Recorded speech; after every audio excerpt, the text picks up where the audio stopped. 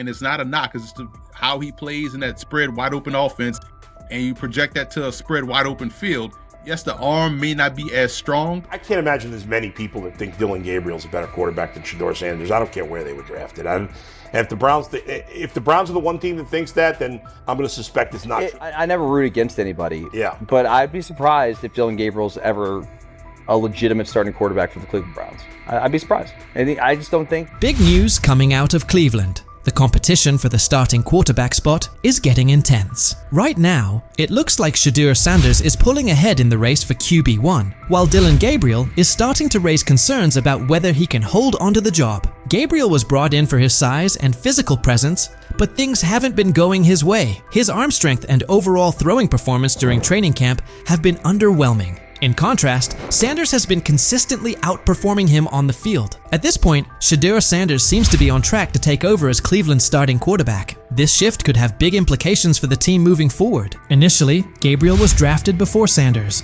and was widely seen as the likely pick for the top quarterback spot. But there's been one major issue that keeps coming up: his height. At just 5'11", Gabriel's size has become a real concern, especially in a league where physical stature can make a big difference. Throughout training camp, Gabriel has had a tough time making long throws with the kind of ease people expected from him. In a position that demands both power and precision, that's a tough weakness to overcome. Meanwhile, Sanders has continued to turn heads with his ability to deliver accurate deep passes, using his long limbs and natural throwing ability to his advantage. It's become clear that Sanders has taken control of the QB battle during camp, while Gabriel has struggled, particularly when facing pressure or a crowded pocket. That's now led to a lot of talk from analysts, who are wondering if Gabriel's lack of arm strength and ability to perform under pressure might be too big of a hurdle for him to succeed in the NFL. The big question now: how can a quarterback with such a serious gap in his game expect to survive, let alone thrive, in one of the most competitive football leagues on the planet? Gets the ball out, he's accurate. As far as how does that translate to the National Football League, I just don't see it. I don't know why. I'm sure he's a great kid, he plays his ass off, he's a winner, but when I watch him on tape, nothing really excites me about his game other than the fact that he's pretty accurate, got a quick arm. Dillon Gabriel's struggles became pretty obvious during OTAs and minicamps, where some key issues in his game started to show.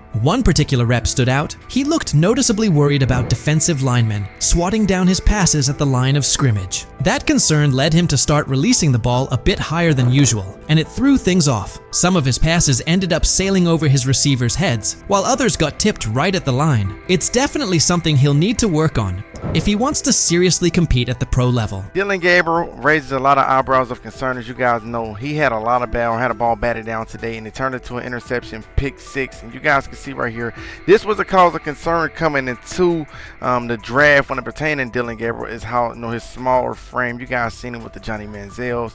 Just kind of with those guys, the smaller frames, getting balls batted down to the line, ultimately turns into interceptions. That being said, both Dillon Gabriel and Shedeur Sanders have things they need to work on. Neither of them is flawless, and the quarterback competition is still very much alive. Sanders has shown more consistency throughout camp, but nothing is set in stone just yet. Both quarterbacks are still in the running, and the battle is only getting more intense. While Gabriel was having his share of mistakes, Sanders was out there dropping dimes during practice. His throws were on point, showing off some serious precision and smart decision-making. One play in particular stood out. He connected with his tight end on a corner route near the back pylon. It was a tight window, with a linebacker trailing, and the receiver pressed at the line. But Sanders placed the ball perfectly. It was a textbook read. As soon as the safety bit on the short route, Sanders quickly recognized the one-on-one coverage and took the deep shot without hesitation. That kind of situational awareness, paired with his accuracy, is what's giving him the edge right now. There's even been some chatter that Cleveland may have picked up Dillon Gabriel just to block another team from grabbing Sanders. According to reports, owner Jimmy Haslam was very interested in bringing Shedeur on board, but not everyone on the coaching staff was sold at the time. Regardless of those early disagreements, Sanders is proving himself where it matters, on the field, showing that he's ready to compete at the highest level. There's a lot of speculation. He wanted Shedeur Sanders. The staff drafted Dillon Gabriel, Oregon, 2 rounds earlier.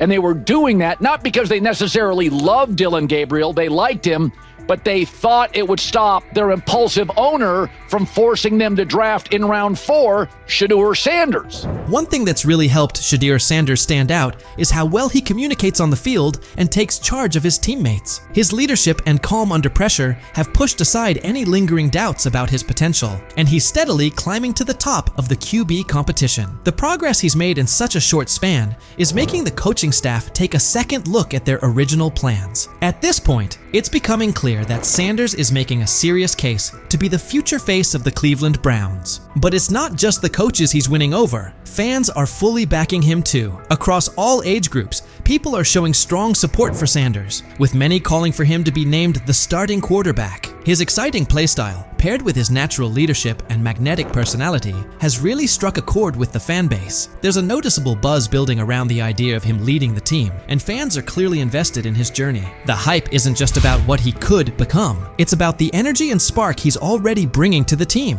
Fans want someone who can lead, inspire, and get results. And right now, Sanders looks like that guy. Even veteran quarterback Joe Flacco had high praise for him, saying Sanders puts a smile on his face, not just because of how he plays, but because of the positive vibe he brings to the locker room. It's obvious that Sanders is leaving a strong impression on everyone, from coaches and analysts to his teammates. I don't know if it has an impact on much, but Shedeur's been great. I mean, he's a lot of fun to be around in those meeting rooms, and I think so far there's been, at least once in the meeting room that he's made me crack a smile, and that's what it's all about. He's a young guy trying to learn some football and come out here and practice well and do those things. And like I said, he's been a lot of fun. I mean, he's come up to me and. As the quarterback race in Cleveland picks up steam, it's becoming more obvious that Dillon Gabriel is slipping out of serious contention for the starting role. He came into camp with high hopes, thanks in large part to his size and athleticism, but his recent showings have raised some red flags. Gabriel's inconsistency with deep throws, especially when under pressure, has exposed a major weakness that's tough to ignore. Even with his solid build and physical tools, Gabriel just hasn't shown the kind of arm strength and accuracy needed to compete at the NFL level. His inability to stay composed and deliver under pressure has only fueled more concern about whether he can really hold his own in this league. Meanwhile, Shedeur Sanders is quickly climbing the depth chart, not just because of his standout play, but also due to his physical strength and mental grit. Sanders has been throwing with confidence and precision, even under duress, and he's consistently making smart reads when it counts. His accuracy and decision-making have really popped during training camp. What's more impressive is Sanders' commitment. Even without getting most of the first-team reps, he's stayed locked in and kept a disciplined approach. That work ethic, paired with his upbeat personality and leadership qualities, has earned him the respect of both his coaches and teammates. He's become a favorite among the fans, not just for what he's doing on the field, but for the energy he brings to the team overall. With Gabriel continuing to struggle, Sanders is clearly setting himself apart, not only with performance, but with presence. So now the question goes out to Browns fans. With Gabriel trying to find his footing, and Sanders making a strong push with solid play and leadership, who do you see taking over as QB1? Are you holding out hope that Gabriel bounces back? Or do you think Sanders is the obvious choice to lead this team into the future? Let us know what you think and who you're backing. So he says, this is exactly what he says. I'm told the footage of Shedeur Sanders meeting with the Giants is so bad that both the Browns and the Sanders family have threatened legal action if it is. What in the NFL is happening right now? The New York Giants just leaked a draft interview recording with Shedeur Sanders, and fans are completely freaking out. Did Shedeur take some shots? Did the Giants forget what the word confidential means? Or did someone accidentally hit reply all on something that was supposed to stay locked away? Get ready, because this roller coaster involves hot mics, bad takes, and a whole lot of drama. What happened with Shedeur on draft night to make him fall to the 5th round, and them talking about the Giants coming out with all that information talking about Shedeur did bad, bombed the interview, all that type stuff. We all know my last video when I talked about the interview tape about Shedeur did not get a playbook. The NY Giants, in true Stonewall fashion, dropped a carefully trimmed clip from their highly sought-after interview with Shedeur Sanders, then quickly locked everything else away like it was top-secret intel. Was this a calculated PR stunt, or just a low-key attempt at sabotage? Either way, the silence speaks louder than any official statement. Fans aren't buying this half-baked version of transparency, and they're definitely not ready to just bench him and move on. Instead, they're demanding answers, calling out the organization for what feels like a planned smear job. One thing's for sure, the hate is loud, but Shedeur's supporters are even louder. There was another team that he sat down with. What do you mean it didn't go well after that? So, he was pissed that they did that to him. They did that to him. He counter-confronted the them. same thing they do to every other quarterback prospect. They did that to him. They slide in a mistake to see if you catch it. Right. And so because you're the quarterback. But he didn't take it as a correction. He took it as like he got pissed off. Yeah, and it's like so here's another one. So another one was, he throws a bad interception, and it was a deep throw early in the game, and he comes back and they go in the meeting, they show the interception. Let's just call it like it is. The Giants have perfected the tease. They've basically turned "we've got more, but we're not sharing it" into a comedy act, and the joke's on them. It's like they're standing center stage, booing themselves. Oh, you want more? Too bad. We're guarding it like Grandma's secret lasagna recipe. Congrats, Giants. You've officially become the talk of TikTok, X, and even Aunt Barbara's Facebook. Yep, the holy trinity of online outrage. This whole thing screams drama, screams petty, and definitely screams PR disaster in a fitted cap. Just release the full tape before fans start pulling up to headquarters with pitchforks. And popcorn. GM is getting fired. The GM, who was that nigga that Jaden Daniels. The GM is on film that the nigga's son, the nigga asked his son last draft, yo, who you think I should pick? His son like, yo, you need to get the Jaden Daniels nigga, B. This is what his son, it's on tape. You should go Jaden Daniels. He laughing at his son. And all right, cool, get Jaden Daniels. I don't even know how that tape got out. I wouldn't have let the shit get out personally. Meanwhile, Shedeur, the latest poster boy for maybe the Giants don't like talent unless it's dressed in blue and red confetti, is soaking it all in like it's just another day at practice. And here's the best part of the irony. The Giants tried to label him as all hype, no substance, a paper tiger. But instead, they accidentally turned him into the hottest name being mentioned by every sports analyst out there. They tried to bury the story, but somehow ended up stamping it in bold. It's the classic case of ignoring a trending conversation for so long that sure, people get annoyed, but at the same time, they keep your name alive better than your own PR team ever could. It's funny. New York Giants, where these tapes at? You hear me? Because if Shedeur Sanders was so unprofessional, y'all would have leaked the tapes for the whole world could see, right? Cause understand, it's a lot of he say, she say. But one thing I do know, as a young black man growing up in this world, being straightforward and not sugarcoat anything. Oh, this narrative is pure gold. Giants PR completely skipped subtlety and went straight to the "we don't like his dad" playbook. A move so awkward, it's like trying to dunk and ending up in a kiddie pool. You can almost picture them brainstorming it. Yeah, we're just not fans of QB families that aren't ours. Because nothing screams professionalism quite like having zero self-awareness. And the fan reactions? Absolutely priceless. That one little clip was all it took to set the internet on fire. Keyboards everywhere started lighting up. People are asking, why hide the good stuff? What are you trying to cover up? If there's really nothing to hide, why not just drop the full thing? And spoiler alert, they weren't whispering. Social media exploded faster than a New York City grill on Memorial Day weekend. Them out. Another moment. What they do during the film and the combine and the meetings is teams will install mistakes intentionally planted in the install, and they want you to catch them. Shedeur didn't, and when a coach called him out, once again, it didn't sit well. It's like, bro, there's not many teams needing quarterbacks. especially since Pittsburgh appears to have a deal with Aaron Rodgers and Tennessee's getting Cam Ward. So you're down to the Giants, who are not in. And that brings us to the next tasty slice of irony.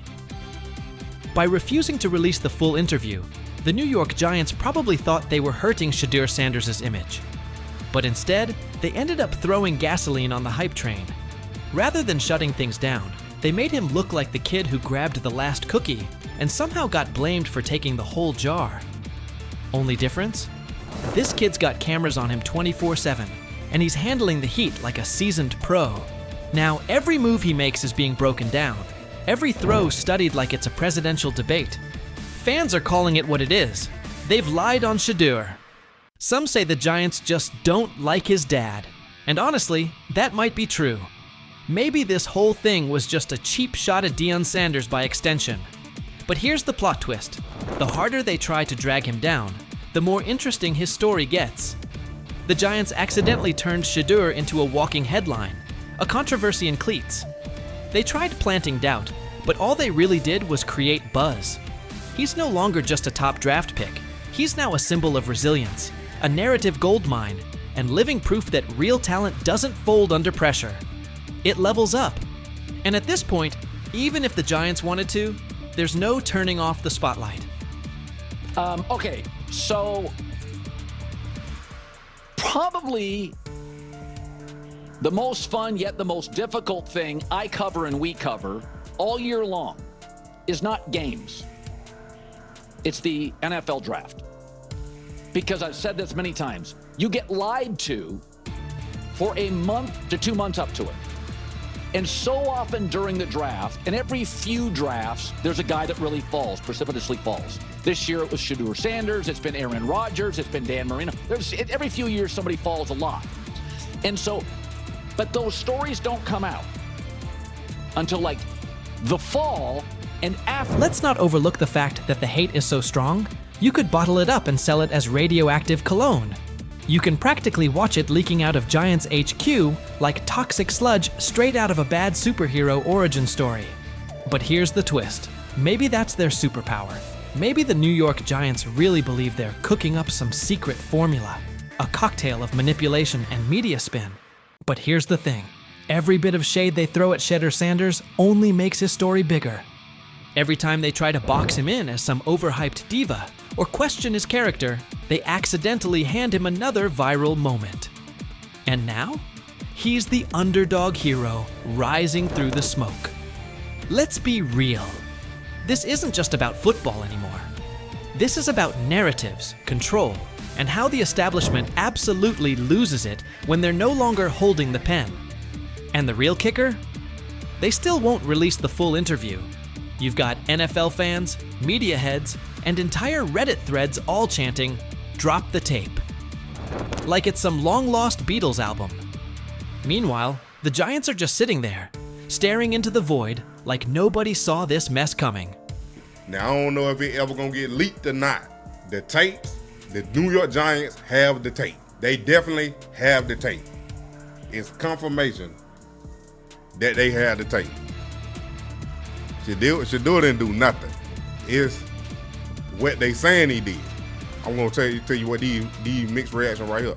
So we already know about the New York Giants, but the Pittsburgh Steelers head coach Mike Tomlin reported admired Sanders' talent, but hesitated to draft him due to previous challenges with quarterbacks like Russell Wilson and Justin Fields, leading to more cautious approach. Las Vegas Raiders. Sanders met with Raiders at the NFL scouting combine and expressed enthusiasm about potentially joining the team. His familiarity with the West Coast offense and quick release was noted positive, though concerns about his ceiling. He said he thought Dillon Gabriel was a little bit better. Y'all, chill out. You're making this combative when there's no need to be combative. The fact that you're only here for Shedeur, okay. Both the Browns. Yeah, exactly. Yeah. In their mind of logic, we're going to, and I'm pretty sure this same group of people complain about things that don't go their way in other realms of life. As the season draws near, the conversation around Shedeur Sanders is getting more intense, with fans standing firmly behind their quarterback and believing in his potential. On the flip side, some critics haven't held back, calling those supporters naive or even foolish for backing Shedeur before he's had a real shot in the NFL. But sometimes, it's the most passionate voices that stick to what they believe, and Garrett Bush is definitely one of them. Recently, Emmett Golden criticized Shedeur's fans, accusing them of overhyping him and being too defensive. But Garrett Bush wasn't about to let that slide. He clapped back, pointing out the double standard in Emmett's comments. Garrett reminded everyone that Emmett was already pushing for Dillon to be the starter, even though Dillon clearly isn't ready for that spot yet. Garrett's point came through loud and clear. There's no reason to boost other quarterbacks just to downplay what It's sad.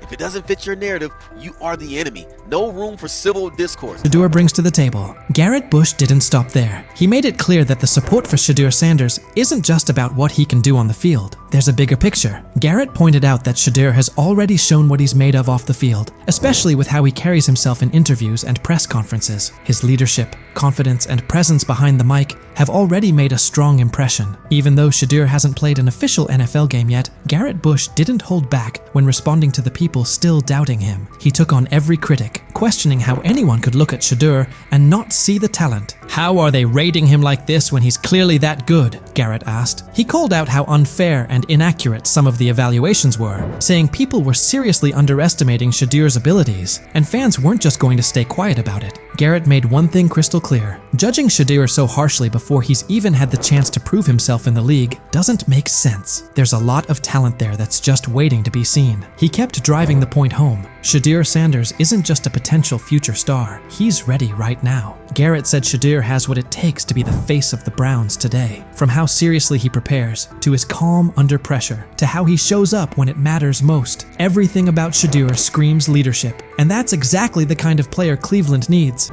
Of course, I already think that he's better than other quarterbacks. Because that move to the 5th round, that's cool. They might have to go along with it, but to me, I think if you ask who got the best tools, I'm going with Shedeur Sanders. Garrett Bush didn't mince words. He made it crystal clear. If anyone comes after Shedeur Sanders' fans without a good reason, they're going to get the same kind of pushback they're seeing now. No filters, no holding back. Garrett wasn't backing off, and he made sure everyone knew just how real the loyalty and dedication of Shedeur's supporters are. He understood that this fan base isn't just rallying behind Shedeur because of his talent on the field. They believe in his character, his grind, and the idea that he can lead Cleveland into a better future. That support runs deep. Not long ago, Colin Cowherd also decided to take a jab at Shedeur Sanders and his fans, and what he said definitely raised eyebrows. Colin went beyond just sharing an opinion. He challenged Shedeur's supporters, telling them to defend him the same way they had for guys like Baker Mayfield and Deshaun Watson on Reddit. But this wasn't some offhand take. Colin took it further, targeting everything Shedeur had worked hard to build. His words didn't feel like simple criticism. They came off as straight-up disrespect toward both the player and the people backing him. Colin's remarks weren't just about Shedeur's game. They were a direct hit on the commitment and belief his fan base continues to show. 100 miles an hour. Yep. All you fanboys, go ahead. Manziel, Baker, Deshaun Watson, defended it to the hilt on your Reddit account. Sorry. After Colin Cowherd made his bold remarks, it didn't take long for the backlash to roll in. Fans weren't about to let that kind of disrespect slide, especially after he came so hard at Shedeur Sanders and the people who support him. The response on social media was fast and intense, with fans speaking out loudly about how upset and frustrated they were. Colin had to face serious heat for what he said, and it quickly became clear that his shots at Shedeur weren't something fans were going to just brush off or forget. Sharing an opinion about a player's talent or potential is one thing. That's part of what makes sports fun to talk about. Everyone's entitled to their own take, and discussions around player projections are nothing new. But going as far as mocking an entire fan base and calling them dumb, that crosses a line. Critiquing Shedeur's performance is fair game, but insulting the people who believe in him, that's a whole different story. Fans put in time, energy, and emotion into rooting for their favorite players, especially someone like Shedeur, who's already shown so much potential. Calling that kind of loyalty dumb isn't just rude, it completely misses what sports fandom is all about. These fans aren't blindly following someone. They see the work Shedeur puts in, they see the future he could have, and they stand behind him because they truly believe in what he can become. Mocking that belief takes away from the heart of being a fan. People care deeply about Shedeur Sanders, not just for what he can do on the field, but for what he represents. For a lot of fans, this isn't just about football. It's about hope. It's about seeing someone lead their team with strength and determination. The idea of Shedeur stepping up as Cleveland's starting QB isn't just some random dream. It's something fans are emotionally tied to. They want to see him succeed, grow, and become the player they know he's capable of being. For many, the connection goes beyond football. It's personal. It's about loyalty, belief, and holding on to the idea that better days are ahead with Shedeur leading the way. Let me go play once again with your little round. Shedeur Sanders. Shedeur Sanders is all about the hustle, and he's clearly not taking his foot off the gas anytime soon. Even in the offseason, he's locked in. He was recently seen in Miami, completely focused and getting ready for what might be the biggest test of his football journey so far, a 4-man battle for the starting quarterback spot. The buzz around him is real, and with so much on the line, Shedeur isn't just showing up, he's showing up with intention, making it obvious he's determined to earn that role. Amid all the talk and debate around Shedeur Sanders, Garrett Bush has stepped up as one of his most outspoken supporters, not just for the player himself, but for the fans who've stood by him. A lot of those fans have taken heat from critics who label their support as blind or misplaced. But Garrett's not just defending Shedeur's skill set. He's standing strong for the fans who truly see something in him. His sharp responses to voices like Emmett Golden aren't just about defending Shedeur, they're about protecting the loyalty and passion of the fan base. Garrett gets that Shedeur's supporters aren't just tagging along for the ride. They see leadership. They see someone who puts in the work, both on and off the field. Their passion comes from real belief in his vision, in his drive, and in the idea that he has what it takes to lead their team forward. Garrett Bush has made his position clear. He's not going to sit quietly while fans are mocked for standing by their guy. His support goes beyond Shedeur. It's about honoring the commitment and spirit of those who believe in him. In a time when fandom often gets dismissed or questioned, Garrett reminds everyone that this kind of connection between a player and their fans is bigger than just wins and losses. It's about belief, it's about unity, and it's about backing someone who represents something greater. So, what's your take on Shedeur Sanders and the fans who are all in on his journey? Do you believe in what he brings to the table? Or do you think the hype's getting ahead of the reality? And if you're still unsure, how do you view the energy surrounding Shedeur and the people who support him? Jump into the comments and let us know where you stand.